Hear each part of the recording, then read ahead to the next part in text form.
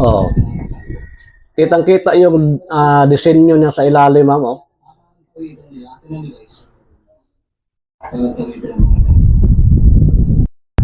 Ayan, hello mga kawaw, what's up, no? Good morning, good afternoon, good evening, depende pa rin kung saan man kayo naroroon ngayon.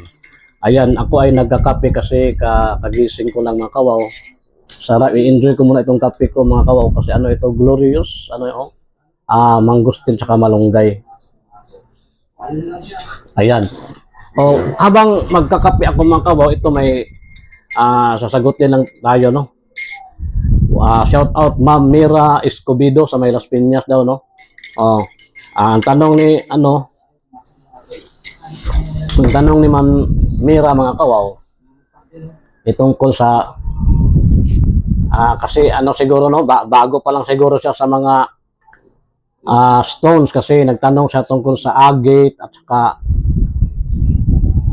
jasper. Kaya bago talaga kasi kung magtatanong ka pa tungkol sa jasper, talagang napaka ano naman yung jasper, basic no, kasi common na yan yung jasper. Pero pagbigyan pa rin natin mga kawaw kasi ganito naman tayo no, lahat pagbibigyan natin lalo na sa mga baguhan lang no na pumasok sa pagkolekta ng mga gemstones no.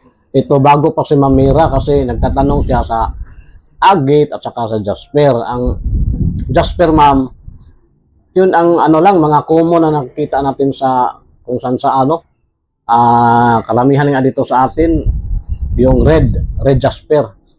Oo, red jasper, marami talaga yan. Pero maraming gumagamit ng red jasper. Ginagawa nilang ano, maganda pa rin yan pag pinalis mo na yun. No, ang ginagawa rin yung iba sa amin dito, yung may mga grupo na may mga for example, kagaya ng mga PBMA na grupo no, yung sa Dinagat, sila si ano, grupo ng mga PBMA. May mga bato yan na pula, ayan. Ang iba dyan, jasper talaga yung ginagawa nila. Maganda rin kasi yan. Pag pinalis mo, lagay sa singsing, ganyan. Pero yan ang pinaka-common sa atin na mga makukulay na mga bato. Jasper. Mayroon din yellow jasper, red jasper. Tapos, kung ako ang tatanungin mo, Mamira, siyempre mas nagagandahan ako sa agate. Kasi ang agate nga ay translucent. Yung translucent, ma'am, ibig sabihin yung parang tatagos yung ilaw, no? Pag ginamitan mo ng flashlight o kayong mga dim light, flashlight, tatagos siya. Crystallize kasi ang agate. Ang jasper naman, mayroon din ako mga jasper na kinukulikta, yung mga magaganda talaga ang kulay, pero ang jasper ay hindi translucent. Oo, pero may mga magandang kulay, kaya kinulikta ko rin yung iba.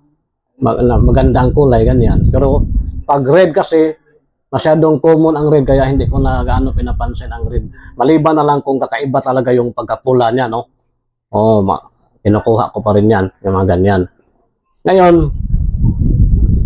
excuse me, ang isa sa tanong mo, maganda ba ipalis ang agit? May sample ba ako? Ito na lang naiwan kong sample, Mamira. Teka muna ito.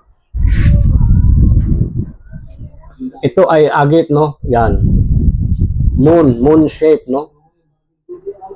Ito lang pinakasimple kasi wala ka kung ano nga, walang ano ba yan, yung mga gamit, no? Tamang gamit. Kaya ito lang pinakamadali. Ginagawa ko ng moon, no? Ayan. Kung napansin mo, ma'am, yan, no? Ang gitna, kung tingnan mo mabuti, pag masdan mo yan, no? Sinadya ko talaga yan, no? Na hindi galawin yung sa gitna. Makikita yung mga, yan, kumikinang dyan na crystals, para ano talaga, makikita nyo talaga na tunay na bato siya. Yan, pinaiwan ko talaga ito, yan.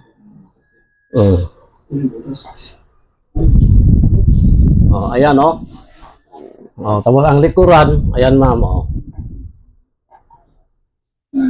ito ay isa rin uli sa blue lace agate, no? Pero may pagkaano na ito, violet, no?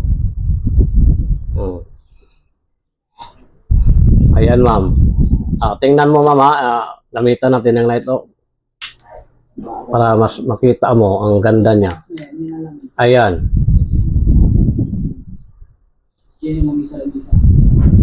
Oh.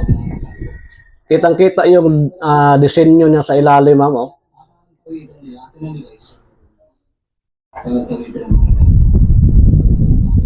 Yan, ma'am, no? Oh.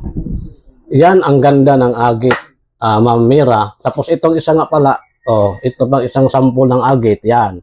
Ito naman ay ginawa kong egg shape, no? Itlog. Kung nakikita nyo ang ganito, isa ito sa palatandaan talaga na agit siya. Yung ganito niya, yung mga lace, parang lace nga, kaya lace, blue lace agit. Iba't ibang kulay din ng agit. Mamira. Oh. Ayan.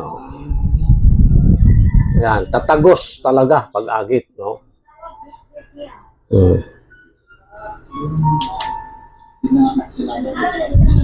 Ayan.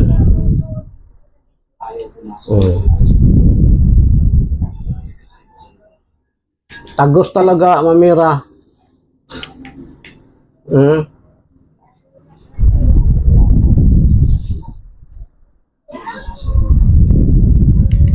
Yan. So, ayan ma'am, no? Kasi yung ibang agit, mahirap buhatin, malalaki pa, hindi pa na cut, no? Maganda. Yan ang kagandahan ng agit.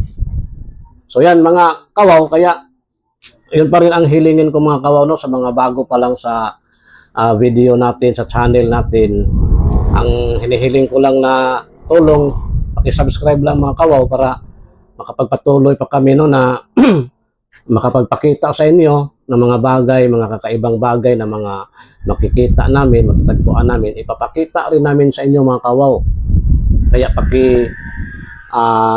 subscribe. Tapos importante rin yung pag-comment kung may mga alam kayo tungkol sa mga ganito para dagdag na rin kaalaman, no, namin, no, sa atin. Yung iba nga hindi pa nakakaalam. Kasi ako, patuloy pa rin akong ng mga kaalaman, no, dagdag kaalaman. Kaya nga ako naggawa ng channel para matulungan. Kasi nga kung magpa-laboratory nga tayo ay napakamahal, kaya dito tayo magtulungan sa pamagitan na lang na pag-comment sa mga may alam diyan. Pwera lang sa mga, wag lang sana magbibiro yung iba, no, kung ano-ano. Yung mga tunay lang na may alam, paki-comment naman kung ano ang mga iba pang nalalaman niya tungkol sa mga pinapakita namin. Paki-like and subscribe mga kawaw, yun na ang hinihingi namin sa maliit nating channel. Maraming salamat yung panonood. Ayan. God bless po.